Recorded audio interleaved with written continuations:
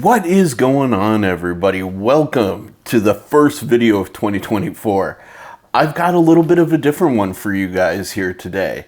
So if you guys didn't know, Luke over at Crispy Donut Community, this guy, he is a good buddy of mine. And on one of his live streams, he brought up the topic of get home bags. He later shot a video on the Crispy Donut Community channel and challenged us in the community to respond with our own get home bag situation. If you guys are new here, please make sure you like and subscribe to the video. And if you have a get home bag, please let me know down in the comments what you got. Little bit of housekeeping before I get into it. I am not an expert.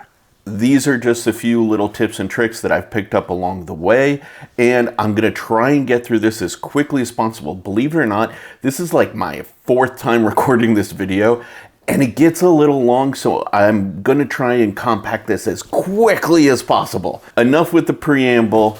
This is my get home bag, okay? This actually, I just got a new bag to contain everything that I got, and it is a 511 level 8 bag. It's an 8-liter bag. The reason I picked it up is because it does have some combination of tactical features and is also discreet. Looks really nondescript, which I really appreciate. It's kind of a little bit of that whole gray man philosophy. You don't really want to stick out in any sort of emergency situation too much, and that's kind of the philosophy behind this bag. Right off the rip, we have a couple of tiny survival guides. These are really awesome. They have tons of tips and tricks for you in different survival situations, and this one is a first aid guide. So pretty awesome, small, discreet, easy to carry. Absolutely love them. With that, I have a Write in the Rain notebook, and this is really great because you never know if it's going to be raining or you're going to be in inclement weather. Here you can make notes, like if you have to leave your car or if there's anything you observe. You can make notes right there, and you don't have to worry about the water getting damaged.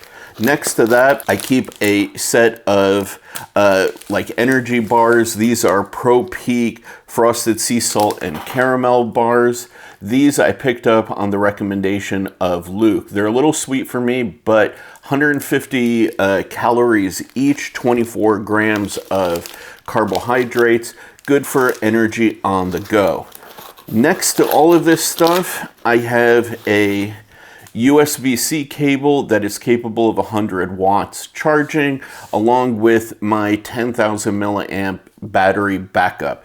These are just so I can keep my phone running. I can use the maps feature, GPS, and hopefully the cellular towers haven't gone down, and I can kind of keep communicating.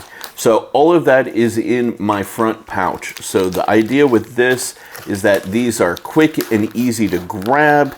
You know, I don't need to go digging around through the other like compartments of my bag to get access to them, and they're the most likely to be used quickly. As far as the main compartment, where it has different sections, again, in the sort of quick access portion of the bag here, right on top, I have few essentials. First, I have a basic medical kit, some batteries, not batteries, some Band-Aids, along with some Motrin, Tylenol, etc. Now, you may be wondering why I don't have more in here. It's because in my car where this thing lives, I have a complement of a large, emergency bag. I can grab like gauze, trauma shears, anything I may need out of that, and put it into this Ziploc bag and go. This is just the essentials for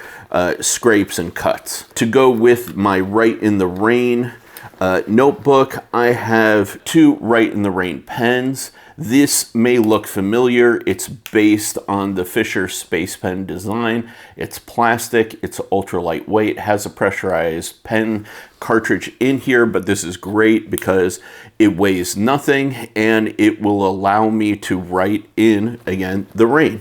Next, I keep one of my 2 flashlights. This is an Olight i3T EOS AAA battery flashlight, and I keep a set of spare AAA batteries for my flashlights. The reason why I like this guy is because I can put it directly on, you know, a hat or anything like that because of the pocket clip, tail firing, you know, great flashlight. Next, I have a Sunto compass. This thing glows in the dark, has hash marks for measuring and setting like a pathway and all of this stuff. I've used this kind of thing since I was camping as a kid. Really a great essential for navigating in case I can't rely on my phone. And then I also keep 10 to 12 feet of paracord. Never know when this can be useful, and paracord is totally useful for a range of different scenarios. Next, right on top, and admittedly these things would go on the second I grab this bag out, are a set of Mechanics 0.05 millimeter gloves. These things are very comfortable, are very useful, and I love them. So I keep a fresh set so that they never get worn out. Next, right off the top, the easiest things to grab are a set of tourniquets. These are Rhino Rescue tourniquets. They're very similar to the cat tourniquets. Just quick, easy to deploy. You never know what you're going to encounter, where you may need to take care of an injury on your own person, or you may encounter somebody who is injured. So always good to have them. Next, I have a Matador like fold out blanket. This thing's really sweet. This is really great if you need to have a clean like area to lay down, improvise cover. This thing doesn't really provide warmth. I have a dedicated blanket for that in my car. However, this is really nice. I got this when I had my dog. And I used to put that over like rough terrain, broken glass bottles, whatever, and it provides good surface coverage, and it has built-in stakes into it. So if you want to stake this thing into the ground, you absolutely can. Love this thing. Next to that, I have a collapsible water bottle. I love this because I hate big water bottles, and you know, when they're empty, they're just like banging against your body constantly while they're like connected to your bag. Drives me nuts. So with this thing, I can unfurl it, fill it up, get about 1 liter's worth of water, and when I'm done, I can collapse it, stow it away. Has a built-in carabiner, as you see, which also works on keeping this thing closed, and it has a locking lid, which is really nice. Next, I have a handkerchief. This is a Forest Hanks EDC round table hank. This is really great for cleaning your glasses or providing a clean surface for you to work on if you need to work on smaller things. I have a set of glow sticks. Yes, took me a second there.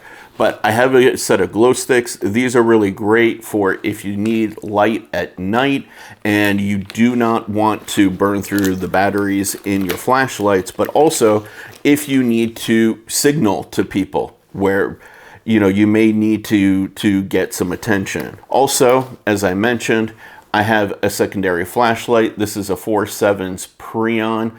Also a really wonderful AAA flashlight that, boom, tail firing, everything. Nice, small, compact, absolutely love it. Now, we get into a kind of interesting category. I keep a spare face mask in here, and part of the reason why I keep this is because you never know if you're going to be, again, dealing with some sort of trauma situation. You may want a face covering, but also I like the idea that in a situation where you may be dealing with sort of mass panic, whatever, etc., boom, instant anonymity, you know. No face, no case. I like this. I like that you can't be like immediately identified. Again, a little bit of the gray man philosophy here, but you just kind of blend in. You got a face mask. People aren't going to say too much to you or be concerned with you. And again, you have a little bit of anonymity there. No face, no case. Kind of like the last primary thing I keep in here related to survival is a combination of tools. One is this cold steel fin wolf. I love this knife. I think it's a great addition to a get home bag. And let me see what you have.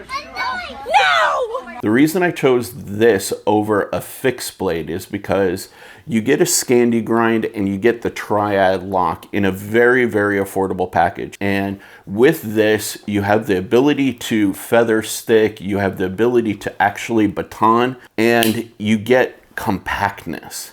When you have limited space, being able to have a compact knife that can do the majority of the tasks that you may need it to do in a small package is really, really advantageous.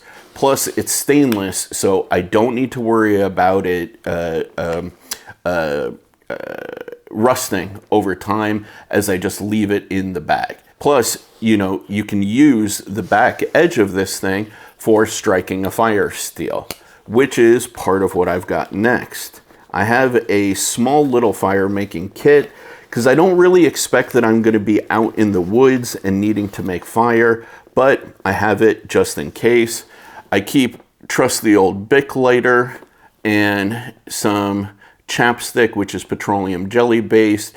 These can actually work as improvised candles if you need, but also you can take the chapstick, smudge it on something, light it on fire, and you've got essentially tinder on some level. But just in case, I keep an Exotech. Let's do that. Yep, Exotech little fire steel kit here. And this bit of paracord that it comes with actually can be ignited. It's designed for it. I have a little bit of fire making stuff. I live in California, so I don't imagine the weather will be that bad, but in case I do, I have it. Now, last but not least, and potentially the most controversial of this bag, is I use this back section here, and it is designed for carrying your CCW. My CCW is a Glock 26. Just to show you guys, this thing is empty and there is no magazine in here. I keep this guy as an in case of emergency, kind of get home self-defense option. And I think that that's very important. On here, I have a light and a laser, so if I need to, I can identify before I engage.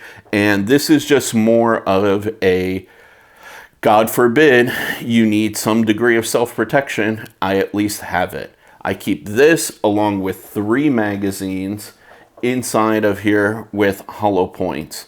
And so I have 30 rounds, and God forbid you even need to use one of them, but I would much rather have a means of protecting myself in an emergency situation. I have seen a lot of crazy stuff in the places that I've lived, dealing with. I grew up in Detroit in the 80s and 90s. I've been in situations where I've had to evacuate my home in Los Angeles. I've dealt with earthquakes and seen kind of how people react. And in a mass panic situation, I would much rather have some form of self-protection rather than relying on emergency services, which will be delayed and kind of overwhelmed. That is my get home bag as I have set it up. Now, some things that I think maybe I could add to this is a good multi-tool. I've been a little bit on the fence of that because I'm not sure how useful it is. Luke, in particular, has a Leatherman Signal, which has definitely caught my attention, and I've definitely considered it.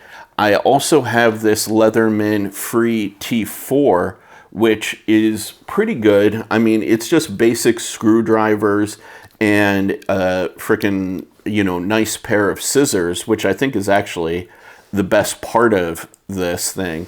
But but this is a little bulky for what it offers. Whereas like if you had a true Leatherman, it may be more useful. I don't know. Let me know what you guys think down in the comments below. I tried to get through this as quickly as possible. If you see any glaring omissions, tell me down in the comments below. If you have any questions about why I carry some of the things I do, let me know down in the comments below. Hopefully 2024 has been a great one for you guys already, and it's only going to get better. But thank you guys for tuning in. Remember, if you're new here, like and subscribe the video, and I will catch you in the next one, guys. Peace.